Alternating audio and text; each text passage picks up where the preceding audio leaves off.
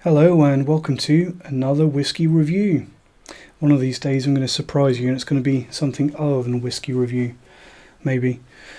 So this time I'm going to be looking at another American whiskey. It's a Jack Daniel's No. 7, but it is the Legacy Edition No. 3. So previously I've reviewed the standard Jack Daniel's Old No. 7, which, to be honest, there's probably no two ways of putting it. I really don't like it. I think it's pretty horrendous stuff. I think that the only reason it sells is because people put it in mixed drinks and don't really taste it. I've also reviewed the Jack Daniel's Single Barrel, which is entirely different, the complete other end of the spectrum. I really like it, and I think it's probably worth full price, and if you get it on discount, it's definitely something that you need to try. Now, one of the problems that I have with the Jack Daniel's standard Old No. 7 is that a long time ago they reduced the ABV right down to 40%, and I think that there are not many whiskies that, if you're drinking them neat, can survive that much water. It tends to make almost anything weak and watery. It destroys the mouthfeel, destroys the complexity. The nose tends to not do too badly at a lower strength, but especially the complexity in the finish just completely wipes them out, and it almost always destroys the experience. And that's one of the reasons why I've always loved the Jack Daniel's Single Barrel, because it presents it at a proper ABV of 50%, and it just allows the whiskey, which is good if it's bottled at a proper ABV, really allows it to shine. And when I saw this Jack Daniel's No. 7 Legacy Edition, I thought, here we go, this is just going to be the same old 40% liquor, just in a slightly retro, quirky label. Same bottle, same old story. But I looked a little bit closer, and this is actually presented at 43%. So that's 86 US proof. And I believe years ago Jack Daniel's was bottled at either 43 or 45, I can't remember which. But definitely a big step up. And looking at it, I thought that 3%, that's going to help at least a little bit to overcome some of the problems that I always have with the old No. 7. In particular, how thin it is on the palate, and how, because all the other flavours are drowned out, the old No. 7 is just dominated by this horrible, thin, nagging bitterness from the oak. So let's get some in the glass and see if it's managed to overcome those problems. I will also mention that these labels, they're kind of a retro, sort of honouring Jack Daniel's history. I believe that this was actually what the label of Jack Daniel's looked like at one point. Sort of two-tone silver and blue. Also, if you look at the reverse label on this, it does actually have some sort of serial number. So, limited bottling number 1258278. I'm not sure if that's actually a batch code or a bottle code or what that actually means, but obviously they're implying that it's in some way limited edition.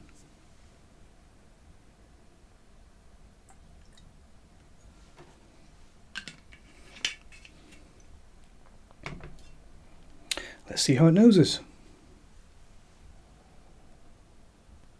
So immediately the nose is a big step up, I'm pleased to say, over the old No. 7.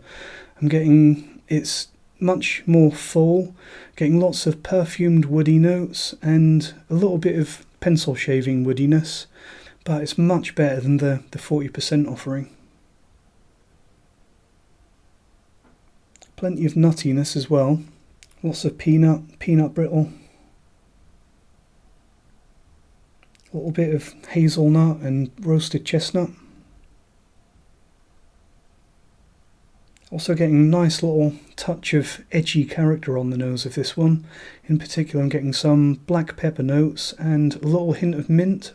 So me personally, I think this is quite a, at least on the nose, quite a mature and grown up and characterful offering from Jack Daniel's, and it certainly seems to be head and shoulders above the old No. 7. Let's see how it tastes.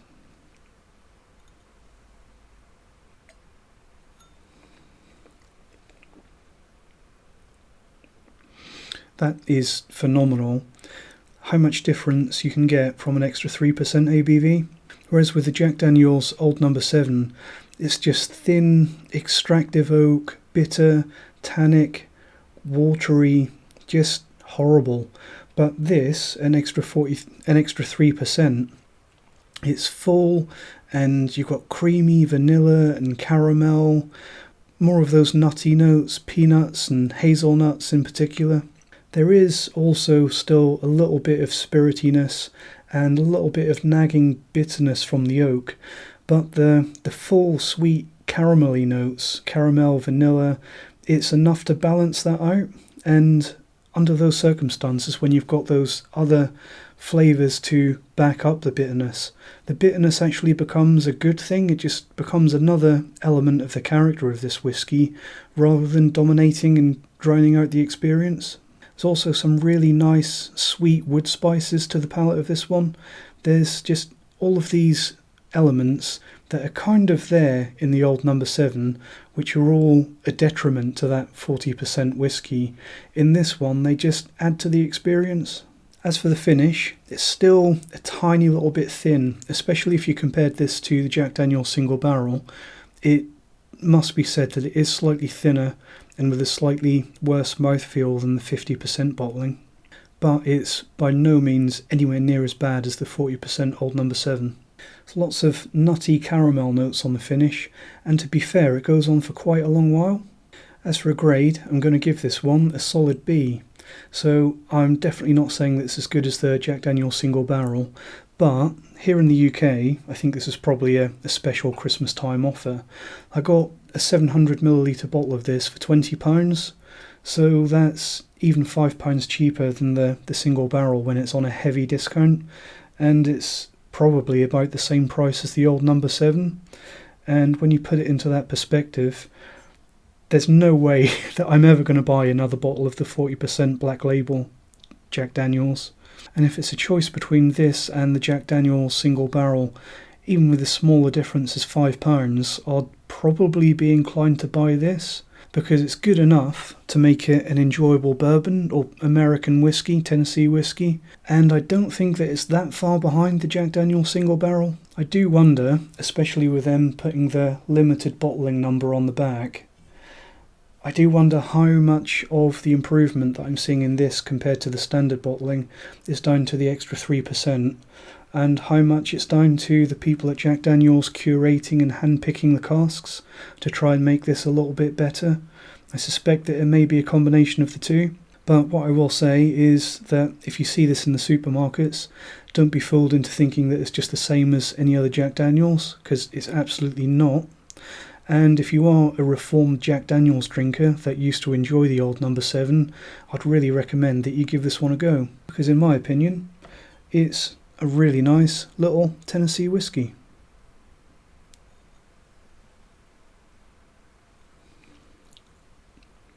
Thanks for watching. Cheers.